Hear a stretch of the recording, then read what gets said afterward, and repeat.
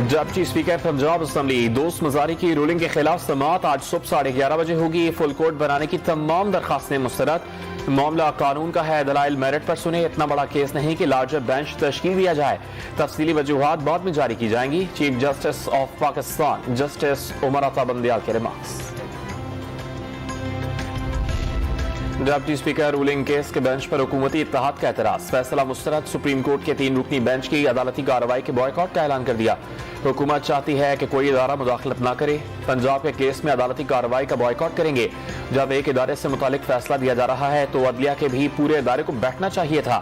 اب امتحان supreme court کا ہے۔ حکومتی اتحاد کی پریس کانفرنس۔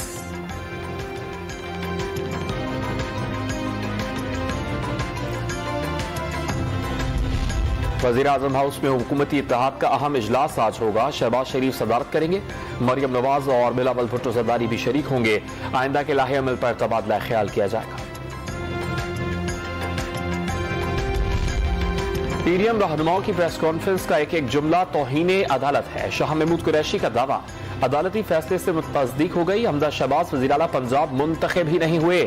آئین کی روح سے وہ اس کرسی پر بیٹھنے کے حقدار نہیں۔ حکومتی اتحاد اپنے موقف کی حمایت میں کوئی دلیل نہیں دے سکا۔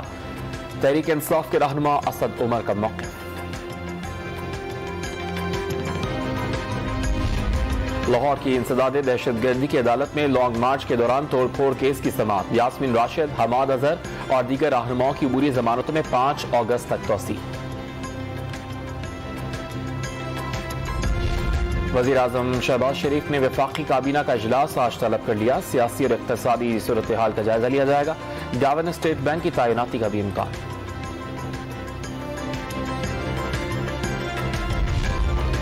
کراچی کے مختلف علاقوں میں وقفے سے بارش کا سلسلہ جاری۔ سب سے زیادہ قائد آباد میں 58 ملی میٹر بارش ریکارڈ۔ ہوا کا کم دباؤ وسطی اور مغربی سندھ پر اب بھی برقرار۔ شہر قائد آج بھی گرج چمک کے ساتھ معتدل اور کہیں تیز بارش کا امکان۔ محکمہ موسمیات کو سندھ بھر کے تمام شہری علاقوں میں اربن فلڈنگ کے خدشات۔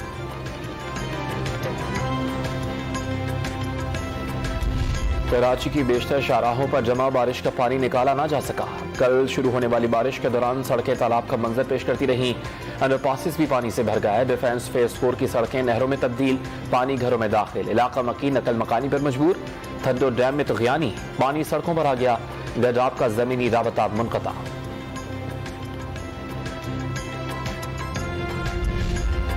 ہب میں ٹرانسمیشن لائن کا پول سیلابی ریلے میں بہہ گیا۔ لسبیلا کی بجلی منقطع۔ بجلی کی بحالی میں 3 سے 4 دن لگ سکتے ہیں۔ صنعتیں بند ہونے کا خدشہ۔ لسبیلا میں کوئٹہ کراچی پل ٹوٹ گیا۔ حیدرآباد اور ٹھٹہ میں بارشوں کے بعد نشیبی علاقے زیر آب۔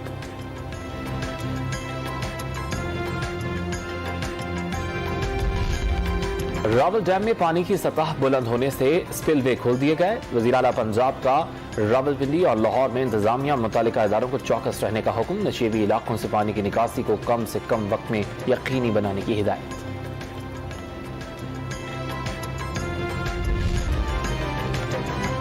وبائی امراض کے چیلنجز سے نمٹنے کے لیے پاک امریکہ تعاون انتہائی اہم ہے۔ صحت کے شعبے میں پاک امریکہ تعاون کو مزید بڑھایا جائے گا۔ وفاقی وزیر صحت عبدالقادر پٹیل کا پاک امریکہ ہیلتھ ڈائیلاگ سے خطاب۔